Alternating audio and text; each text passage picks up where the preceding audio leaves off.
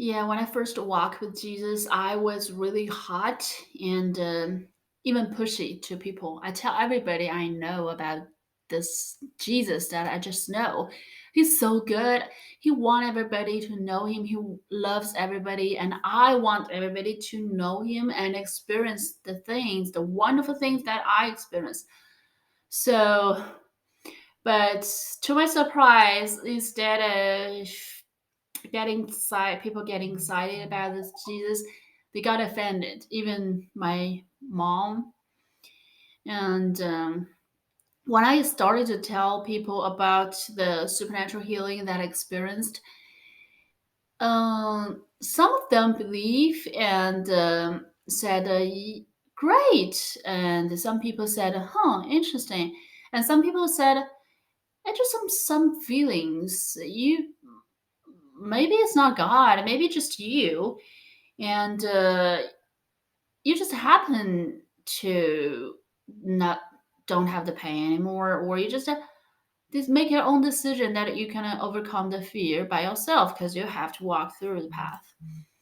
And yeah, to be honest, I was kind of disappointed, but I have to respect people. It's their own decision, not mine. But during the first 3 months, there are other things going on that is a little bit harder than the first two experience I do experience, and it's more like constantly happen. What I mean is, for the first 3 months of my walking with Jesus, it happened 4 or 5 times a week, so it's quite often. What happened is was um, every time, hours before I'm about to attend a church or go to the church or go to service, go to a small group, a flu symptoms will come to me. All of them. I will feel tired. I feel muscle pains all over my body, headache, stomach pain, even sweat, and I have fever, exhausted. If I only have all the other symptoms, people will say, okay, maybe you just don't feel good. But I have fever. It can be tested. And at if it's that night, I will go to church. Then it happened in the afternoon. It started the afternoon. And if it's the next morning, I will go to church. Then it started the night before. I will be awake the whole night until the sun's about to come out and I fall asleep. At the same time, there's always a voice in my head and keep telling me that, oh, you don't need to go to church. It's okay. People have will sick and they can stay at home, take a good rest, or you're really exhausted or haven't sleep the whole night, so you should take more rest and you should call off the you going to church. And I just know it's from the enemy. He doesn't want me to go it from Satan. He doesn't want me to go to church. He wants me to choose belief, unbelief gradually away from God. And but I said no. Every time I say no. No matter how hard it is, I will go to the house of God. And the minute I it went went into the house, I pray and I'm gonna be healed. So every time I go, I tell Satan, stop. If I need to crawl to church, I will crawl to church. So you cannot win. And every time I go to the church anyway, and each time, just as what I believe, every time I go into the church, I open my mouth and start to pray. Instantly, all the symptoms gone, including the fever. So, and it happens so many times.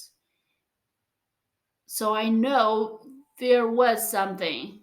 The sickness, although it has the physical symptoms, but it don't necessarily only because our body dysfunctioned. Because if it's because of body, it won't happen instantly and it won't last instantly, and it keep repeating itself for 3 months, 5 times a week, and that's just I didn't quite think is that abnormal, to be honest. And I think it's the way it should be according to the Bible I read. But when I started to tell the stories and the people's response make me started to think, oh, it's something that not happened to everybody. It's something that even to the church people is not very easy to explain or understand.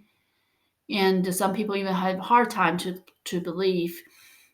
And I run into people, they already been to become a Christian for 10 years or maybe even several decades. And what they told me is that speaking tongues, supernatural healing, supernatural deliverance is already gone when the first generation of the disciples were dead. And I'm sorry, I couldn't believe this. No matter how many people repeat this to me, um, what I said to myself is that if someone else who never experienced those kind of things can say this and believe this, maybe it's okay. But for me, since I have those experiences, so no matter what, I cannot deny. I cannot say that God don't do healing anymore. I cannot say that God changed over time. He did before, but he doesn't want to do it more. He changed his mind. Because in the Bible, it said God is the same yesterday, today, forever, and God is able and He is willing to heal and to deliver and to set people free. Um, so I just